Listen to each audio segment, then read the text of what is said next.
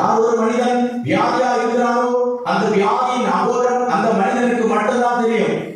யார் ஒரு குடும்பம் கஷ்டத்தில் இருக்கிறார்களோ அந்த கஷ்டம் அந்த குடும்பத்துக்கு மட்டும்தான் தெரியும். யார் ஒரு மனிதன் தன்னுடைய அலுவலக பணியில அவன் புறக்கணிக்கப்படுகிறானோ அந்த அவஸ்தை அந்த அலுவலகத்தில் இருக்கிற மற்றவர்களுக்கு தெரியாது. அலுவலக பணியில் இருக்கிற அவனுக்கு மட்டும்தான் தெரியும். நான் புறக்கணிக்கப்படுகிறேன், நான் வேதனைப்படுகிறேன் அவஸ்தை அவர்களுக்கு தான் தெரியும். மற்றவர்கள் கூட இன்னொரு பார்க்கலாம், ஒருவேளை ஒரு உச்சி கொள்ளலாம், அப்படிதான் இப்படின்றெல்லாம் சொல்லலாம். ஆனால் அவர்களை காப்பாற்றவோ அவர்களுக்கு உதவி செய்யவோ அவர்களோடு முன்னிறுத்தவோ எந்த ஒரு மனிதனோ எந்த ஒரு சக பணியாளர்களோ எந்த ஒரு தலைவர்களும் வருவதில்லை. ஒரு மனிதனை காப்பாற்ற வருகிறது கர்த்தர், ஆண்டவர் வருகிறார். ரட்சிப்பு தேவனுடையது. கர்த்தர் நம்மை ரட்சிக்கிறார். குழியில் விழுகிறோம், ஆண்டவர் பார்த்துட்டு பார்க்காதது போல போகிற தேவன் அல்ல, அவர் நல்ல சமாரியன்.